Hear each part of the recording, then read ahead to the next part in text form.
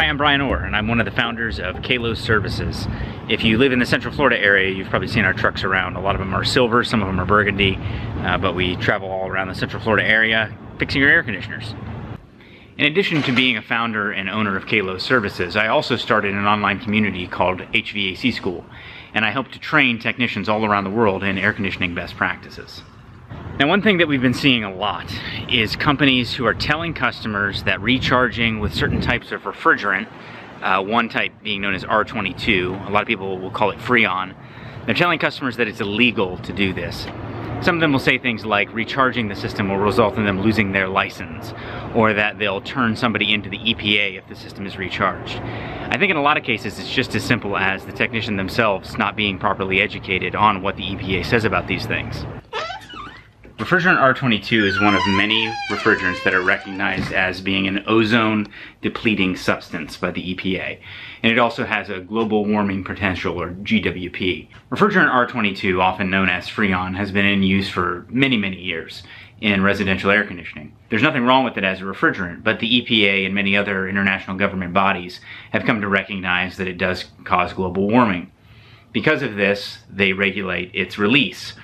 There are some laws on the books about very large systems and the recharging of those systems. They still can be recharged, but you have to prove that you repair leaks. As you can see on this chart, there are regulations from the EPA on HCFC and CFC refrigerants, like R22, for example, that we're talking about here, when the systems contain more than 50 pounds of refrigerant. And the rules slightly change depending on whether or not it's comfort cooling, industrial process, or commercial refrigeration. Even in those cases, it is allowable to recharge with R22 within certain parameters. In residential, it is legal to charge with R22 under all circumstances, though certainly not always recommended. On residential systems under 50 pounds of refrigerant, which in your house, all of the systems are going to be under 50 pounds, there's no law prohibiting the recharging of these systems. Now, there are good reasons not to recharge, good financial reasons and good common sense reasons, but there are also some times when recharging makes sense. So we're here in our storage room inside our offices, and this is refrigerant R22 that was purchased recently. This is a newer refrigerant called R410A. R410A and R22 make up the majority of all residential and commercial refrigerants. R410A is not an ozone-depleting substance, but it does have a global warming potential. Therefore, both R22 and R410A have to be controlled and prevented from release into the environment. This is why we use devices known as recovery machines and recovery tanks for the safe removal and storage of refrigerant. In our shop, we keep refrigerant tanks that have been tagged for the recovery of R410A and the recovery of R22. Both of these have to be recovered. Here we have some empty tanks that are ready to put back into service. Refrigerant R22 is what's known as an HCFC by the EPA. It contains the substances hydrogen, fluorine, chlorine, and carbon. And it's the chlorine that's considered to be the ozone-depleting substance.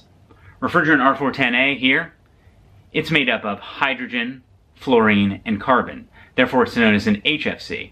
It still has a global warming potential, but it does not deplete the ozone.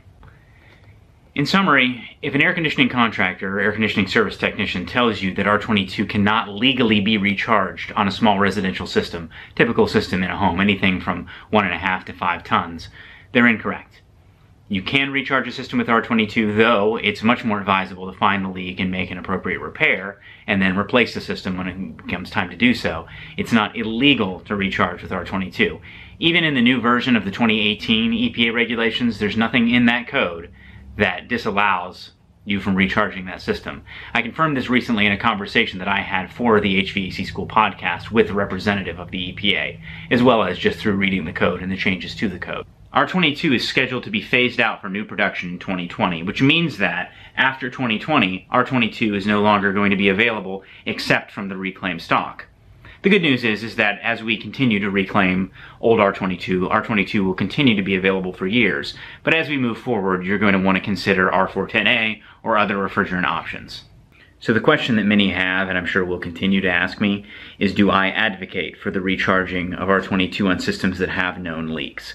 And the answer is, it really depends. In certain circumstances, it's totally foolish to recharge with R22, both from an economic and environmental standpoint. That does not mean that the EPA prohibits it, because the EPA does not prohibit it.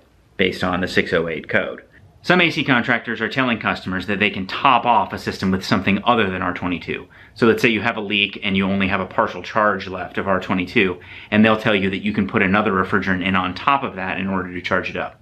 This is incorrect and is against EPA regulations.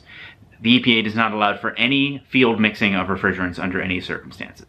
In circumstances where a system is being tested and is found to be very slightly low, so a pound of refrigerant or under in most cases, in these cases, it makes sense to recharge the piece of equipment, even if you are going to do a leak detection, so that way you can get the system working at maximum efficiency. For those of you who are concerned about the environment, there are several factors here. Not only are we concerned about the release of refrigerant into the environment, but we're also concerned about energy usage.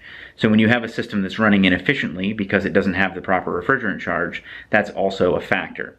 So there are certain circumstances in which recharging with R22 is actually a good idea, or it's necessary in order to get a system working temporarily. In general, it's best to find the leak, make a repair, or replace the piece of equipment.